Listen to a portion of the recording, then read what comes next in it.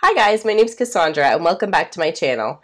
So today I'm going to be talking about how I teach my children, my preschooler and my toddler, all about the letters and about different subjects that I tie back to the letter that we're working on. So today the letter we're working on is F, and I'm going to present to you some creative ideas, and this one's a little book heavy, so there's a lot of good books that I found. So this is how I plan out my curriculum, just in case you are interested. I just write down all the subjects that I want to cover here. So you've got geography, nature, science, history, blah, blah, blah, and then I match up the items that go along with it. So for geography, obviously the geography topic would have an F focus. So for example, it's France. So we do some fun things related to France while still going back and learning the letter F. I always reiterate the sounds throughout each activity as well. We're doing the capitals and the lowercase letters together, so I'll show them both. Everything that I talk about is going to be listed down below for you to, it's going to be a link there for you to be able to go find that book or find that, thing for that activity or whatever. So that was a long intro, sorry about that guys. So let's get started. So I did purchase this, so my first letters and numbers book, and this is just a dry erase, and I really liked it because it was simple. And in the back it has like little things like write my name, write the missing letters, things like that, but then it has the numbers in the same fashion. So I really recommend this one. The first thing we did too, just a couple other fun ways to show them the letter, is give them 3 pieces of masking tape. They just had to put it on the floor and make the letter. And then they played for another 10 or 20 minutes after that. We're redoing it and things like that. So they really enjoyed that. We also made it with our bodies. I was the big stick and then the 2 kids with the little stick. So we made the F, like little silly things to make it fun and engaging and also getting them moving around. Art is our first subject. We made a fan very simply. We just took some regular paper, folded it like an accordion, and stapled it together at the bottom. Another day I did these letters. I just used a white crayon on a black piece of paper. I'm going to get them to glue little feathers all over. For art, another day we're going to do some gospel puppets. This is the story of Joseph. And you just cut these out, and like it shows in the picture here, you just tape them on each finger, so then they'll have 5 different characters, and they can follow along as you tell them the story of Joseph. We talk about that because of the word forgiveness, that Joseph in the end forgives his brothers. And then another day, we relate it to Jesus. We talk about forgiveness again, when he forgave the soldiers on the cross, when he, forgave us so that he had to suffer for us and things like that. And I have a little picture book to show them as well. Little pictures of Jesus and some ways that he forgave us as well. For geography, like I said, it was France. This time we were making some French food. I found some recipes online that were like some different kind of crepes, like croissants, things that we don't eat very much. And so I'll get them to help me make those recipes and talk about France, obviously, how they eat these things in France. We also read this book, Babar's Guide to Paris. Did you guys watch Babar when you were little? I watched it when I was little, so that was kind of fun to find. Also for geography, I have this book, The Flying Squirrel Stowaways from Nova Scotia to Boston. And that was pretty cute too.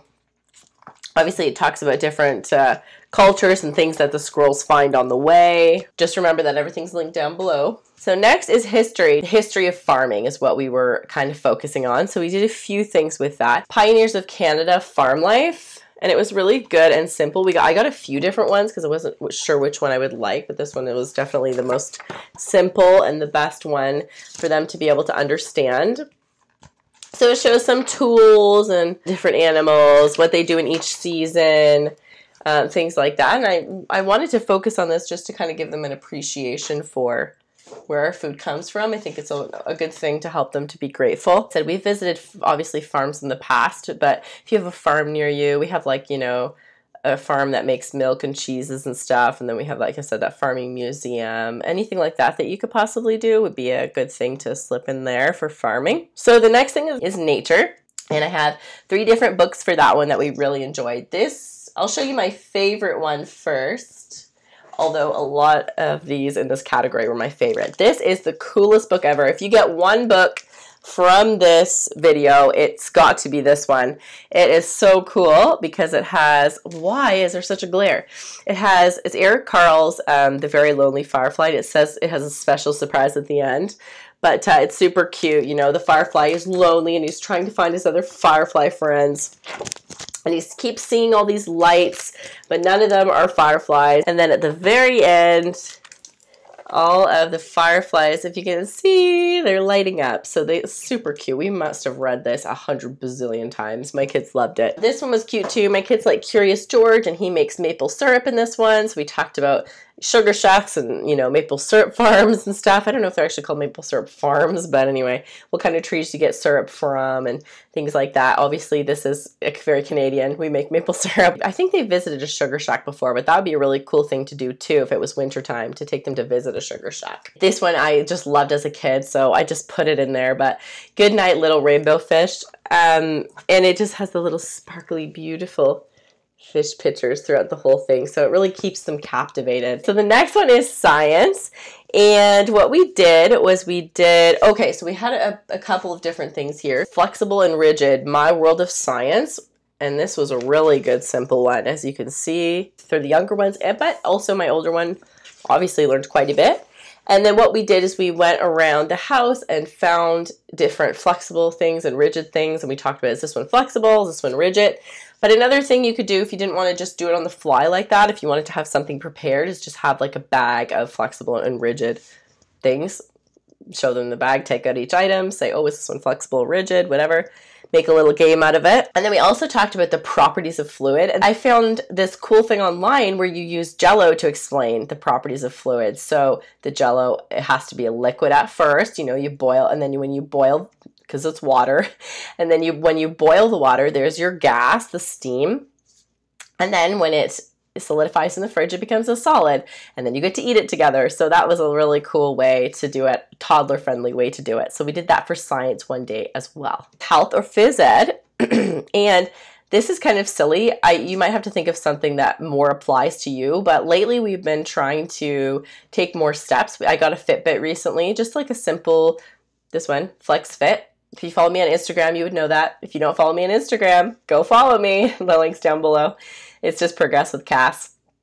So anyway, yeah, so I have that thing where I can't remember, but when your abdominal muscles split after you give birth, and so I have a really big belly, and it's also from like eating poorly, but that does not help. And so that's something I really want to fix before I have the next child. So I've been really focused on that. So one of the things I've been doing is trying to take 10,000 steps. So I got this, and I got 3 extra wristbands with it. So they really like to wear them.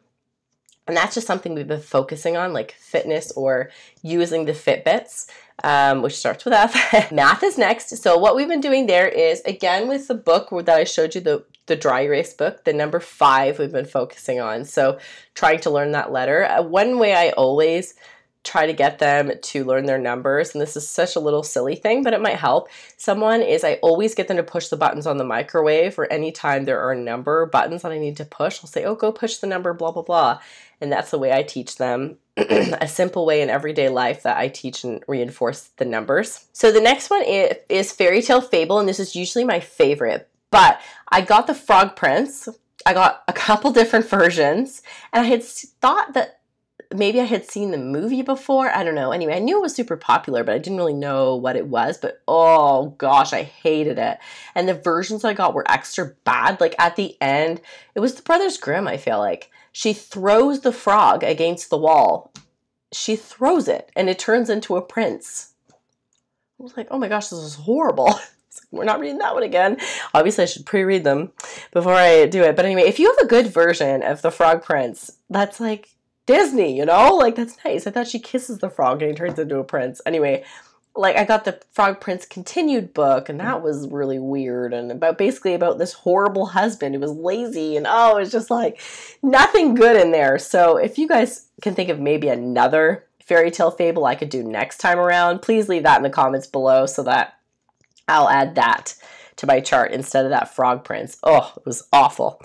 Okay, so the next one is poetry. I'm using this I don't even want to say his name, Silverstein book. He's got a lot of cute poems in here, but this one is called For Sale. And it's about a sister who's for sale. So I just thought that was funny that my daughter would get a good kick out of it. We're not really working on memorizing poetry so much right now, but that is something I want to do in the future. So I'll link that one below as well. So the next song is Faith. I always do a hymn or a children's song that is gospel related for this section. And I have these little cards that my wonderful ward chorister made for my daughter that we use. And so Faith, and then it's got some little pictures to go along with the words. It's a beautiful song. And so we just use this, and when we sing, I'll flip the pages. The next thing I have is just like a few extras to share with you, and they're just a few extra books that we really enjoyed. Forklifts here is one. My son is into different kinds of trucks. So this was, again, a really simple, cute book on what's a forklift and what it does. And this is When I Grow Up, I'll Be a Firefighter. I like this series. They've got a whole bunch, like When I Grow Up, I'll Be a Paleontologist and Doctor and whatever. I think they're back here, actually. Yeah, so this is like a whole series. And so this is really cute. It's Have Fun, Molly Lou Mellon. It's a story basically about the girl who has a neighbor that moves in. She keeps herself busy by doing all these fun things outdoors, basically, or all these creative different things. And the neighbor moves in and has, you know, all the new technology and all the new fancy toys. And, you know, when they play together, and in the end, the girl kind of realizes that it's actually more fun to be, you know, playing in the trees and whatever else. So I really liked that one, just to reiterate that, because I think it's so important to play outside and be creative and not have so much TV time and technology and stuff. So this was a cute one to just kind of show them some cool, fun things that they can do, and that it's cool to you know, play outside and not have all the new fancy things that you don't need that. That was my second favorite next to the Firefly book, I'd say. If you're going to pick up two, those two are the ones to do. So anyway, thank you for enduring this with me, guys. I know my voice is probably super annoying, like more annoying than normal, listening to me being sick. But anyway, I really appreciate you guys watching these videos. Let me know if they've been helpful to you, if you've been following along with us. And please don't forget to subscribe. I really appreciate you watching all my videos, guys, and subscribing. It means the world to me, honestly, when someone subscribes. It's just so exciting for me to know that I'm helping you guys and that you want to follow along in this journey with me to be better in all ways. That's it, guys. Thanks for watching. I'll see you in the next video. Bye.